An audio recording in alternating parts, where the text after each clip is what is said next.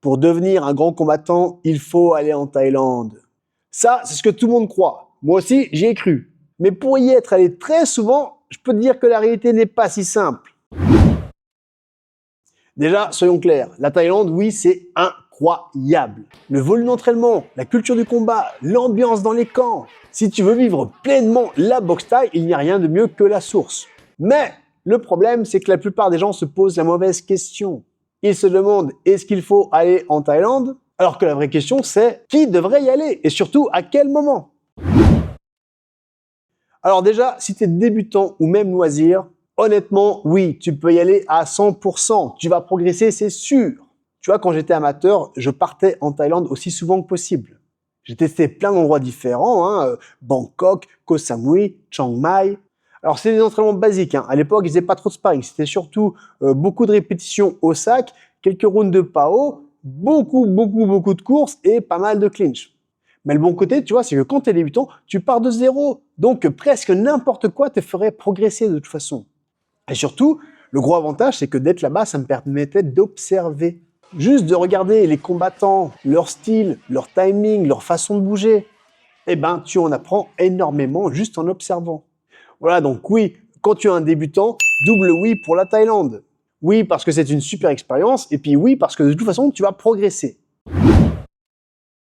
Par contre, le truc que personne ne dit, c'est que plus tu montes en niveau, plus ça devient compliqué. Tu vois, beaucoup pensent que plus je suis fort, plus la Thaïlande va m'apporter. Eh bien non, en réalité, c'est même souvent l'inverse. Alors bien sûr, on va commencer par les modèles, les belles histoires. Les cas où la Thaïlande a créé des champions, des légendes. Mais pour ça, il faut être très clair sur un truc. Ça, c'est uniquement si tu restes sur du très long terme. Là, on parle pas de quelques semaines, on parle plutôt de quelques années. Et surtout, il faut que tu combattes pour leur camp à eux. À partir de là, tout change. Parce que le gym a un intérêt à investir sur toi. Tu n'es plus un touriste, tu deviens un projet, un investissement. Et c'est exactement comme ça que certains étrangers sont devenus des champions en Thaïlande.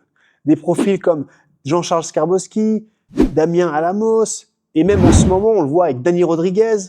Là, oui, clairement, pour eux, la Thaïlande les a emmenés au statut de élite mondiale. Mais le problème, c'est que 99,99% des gens ne sont pas dans cette situation. Ils viennent juste pour 2-3 semaines et ils pensent qu'ils vont vivre la même chose. Ben non, ça se passe pas comme ça. Bon, alors, reprends un petit peu mon expérience. Comme je t'ai déjà dit, j'ai vécu pendant 5 ans à Tokyo où je combattais comme combattant professionnel. Et donc, au début, j'allais en Thaïlande à chaque opportunité. Tu vois, sur les 2 premières années, j'ai dû aller 4 fois minimum. Et à chaque fois, j'y restais 3 semaines, 1 mois, grand max. Eh bien, petit à petit, je me suis rendu compte d'un truc très simple, c'est qu'en fait, je progressais beaucoup plus à domicile, chez moi, avec mes coachs et mes partenaires d'entraînement.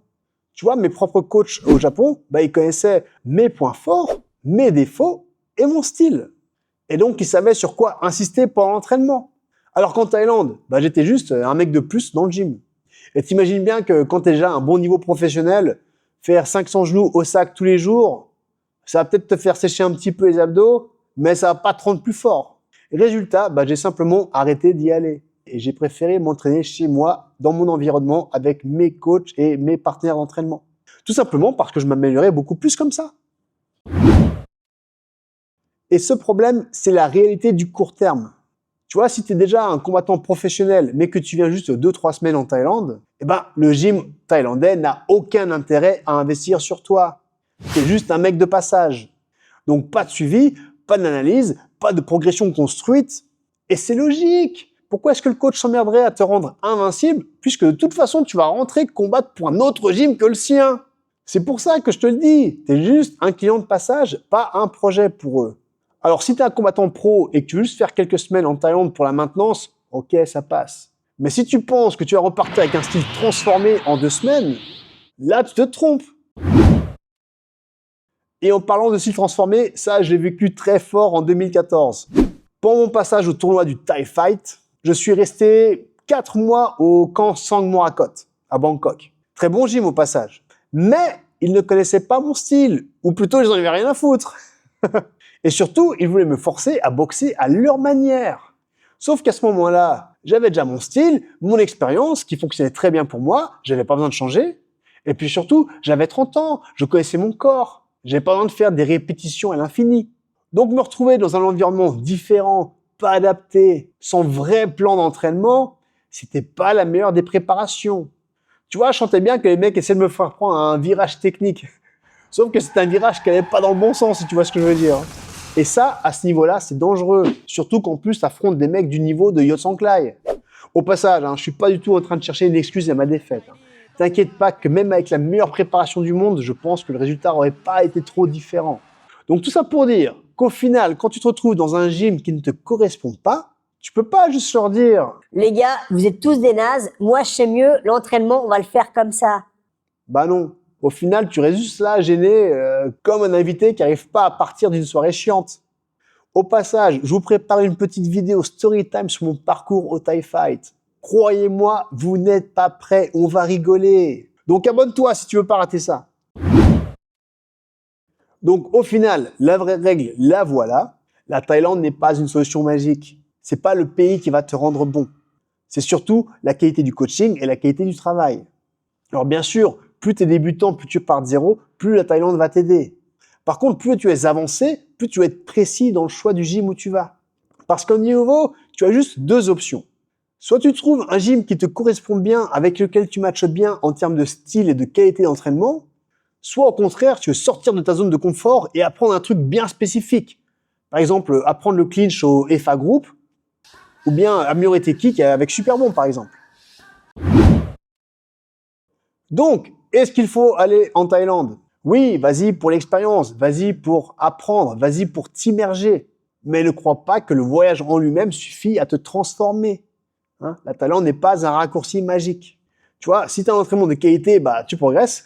Mais si tu as un entraînement basique, bah, tu stagnes. Mais tu stagnes en Thaïlande. Et toi, dis-moi en commentaire, est-ce que tu t'es déjà entraîné en Thaïlande? Est-ce que ça t'a vraiment fait progresser? Est-ce que tu as appris des trucs? Et les filles aussi d'ailleurs, je sais qu'il y en a qui suivent la chaîne, alors dites-moi en commentaire.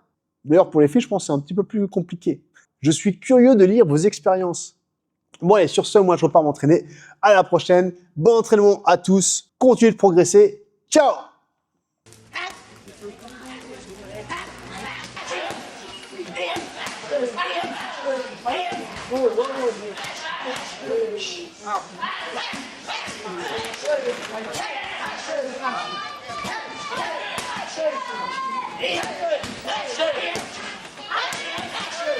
Yeah.